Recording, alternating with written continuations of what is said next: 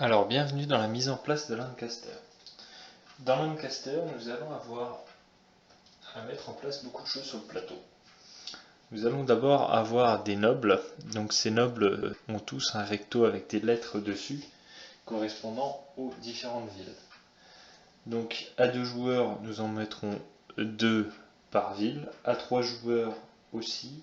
À 4 joueurs, on en mettra 3. Et à 5 joueurs, on en mettra 4. Donc il y aura 4 nobles sur chacune des petites villes qu'il y a sur le plateau.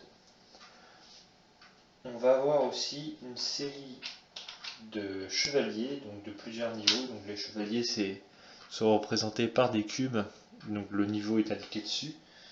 Donc tous les chevaliers des joueurs qui joueront seront placés sur le plateau, sauf 2. Donc tous les joueurs mettront sur les zones correspondantes, donc il y a 5 zones. Forcément, là j'ai fait une simulation à 3 joueurs, donc il n'y a que 3 zones qui seront occupées. Ensuite, nous allons avoir des tuiles bleues comme celle-ci, qui sont des tuiles bonus qui s'obtiendront avec un bonus sur cette ville ou lors des conflits militaires. Donc, nous placerons les 6 tuiles aux endroits indiqués ici. Nous allons avoir une série de tuiles avec, donc c'est des conflits militaires. Donc nous allons les mélanger, les placer ici et en retirer 2. Donc ce seront les 2 premiers conflits militaires. Nous allons aussi avoir une série de petits cubes gris qui sont des pions de vote. Donc nous allons les placer sur un petit plateau destiné à la réserve. Alors il y en a 2, j'en ai placé qu'un, mais il y a 2 petits plateaux dans le jeu. Nous avons aussi une série de petits bonhommes comme ça, des meeples. Donc ce sont des écuyers qui serviront à plusieurs choses, en particulier à évincer les autres joueurs. Et nous aurons une série de pièces, des petites pièces en carton, que nous plaçons ici. Nous aurons aussi une tour qui nous servira à se défausser de pions de déshonneur. J'expliquerai plus tard à quoi elle sert. Nous allons avoir un plateau avec le plateau de vote avec des lois. Donc il y a différentes tuiles avec différentes lois, je les expliquerai plus tard. Donc il y a des tuiles de niveau 0, des tuiles de niveau 1, de niveau 2, de niveau 3 et de niveau 4. Donc nous allons faire des tas bien séparés. Alors comme je présente ça avec l'extension Henri V, nous aurons d'autres tuiles de niveau 2 avec un dos gris et d'autres tuiles de niveau 3 avec un dos gris. Donc je vous conseille d'alterner en fait les tuiles.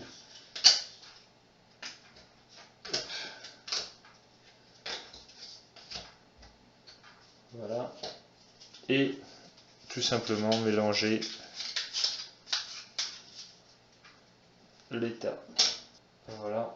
Donc là j'ai fait un mix et je vais en retirer les 4 premières pour l'âge 3, donc 1, 2, 3, 4. Le reste ne servira pas. Et ici, les 4 premières aussi. Donc 4 tuiles à chaque fois. Donc ce tas de tuiles ne servira pas. C'est ce qui va faire varier les parties. Donc nous allons placer ensuite les tas les uns sur les autres. Et les placer ici. Donc les 3 premières tuiles, ce sont toujours les mêmes, nous les dévoilerons. Et les 3 tuiles suivantes, qui seront les lois à voter pour ou contre. Ça nous apportera différents bonus tout le long de la partie. Sur ce plateau-là, nous allons avoir des jetons ici qui nous permettent de ne pas se faire évincer vis-à-vis des provinces. C'est-à-dire qu'on va pouvoir se faire éjecter, mais avec ce pion on ne peut pas. Celui-ci va nous permettre d'aller sur les conflits militaires 2 fois, chose que normalement on ne peut avoir qu'un seul pion. Et celui-ci nous apporte un bonus plus 2 à l'un de nos chevaliers selon l'endroit où on veut le mettre. Donc celui-ci est utilisable partout, Celui-ci n'est utilisable que lors des conflits militaires. Ici, nous aurons donc une piste de points négatifs, donc c'est des pions de déshonneur que nous obtiendrons si nous ne participons pas au conflit militaire. Donc nous en placerons 3 à 3 joueurs, 4 à 4 joueurs. En fait, nous ferons à chaque fois une pile du nombre de joueurs, donc autant de pions qu'il y a de joueurs en jeu. Et donc voilà. Ensuite, nous allons avoir des pions évêques qui seront des multiplicateurs de points avec ces petits marqueurs donc de royauté. Donc voilà. Donc nous allons multiplier les points, ça multiplié par ça, plus notre noble, donc dans notre réserve personnelle. Donc ici nous aurons une réserve de pions des honneurs. Et enfin, chaque joueur aura donc 2 chevaliers, un chevalier de niveau 1 et un chevalier de niveau 2 qu'il placera ici sur son plateau. Un noble, donc il servira à faire différentes actions au niveau du plateau du roi. Nous aurons différentes tuiles aussi, donc des tuiles de province, donc c'est ce qui vont nous permettre de construire notre château. Donc en fait les tuiles correspondent tout simplement à différents endroits. Donc je vais toutes vous les placer comme si j'avais fini mon château. Ça serait beau de commencer comme ça, mais malheureusement on ne peut pas. Et donc ces tuiles seront à construire, on va en choisir une gratuitement au début de tour. Donc elles vous apporteront différents bonus. Ici je pourrais me défausser de 3 écuyers pour avoir un nouveau chevalier de niveau 1. S'il y en a encore de disponibles dans la réserve. S'il n'y en a plus, forcément je ne pourrai pas les obtenir. Ici ça me permettra d'avoir 2 pièces. Ici ça me permet d'avoir une pièce et un écuyer. 2 écuyers, 2 pions de vote. Donc les petits carrés de vote comme celui-ci.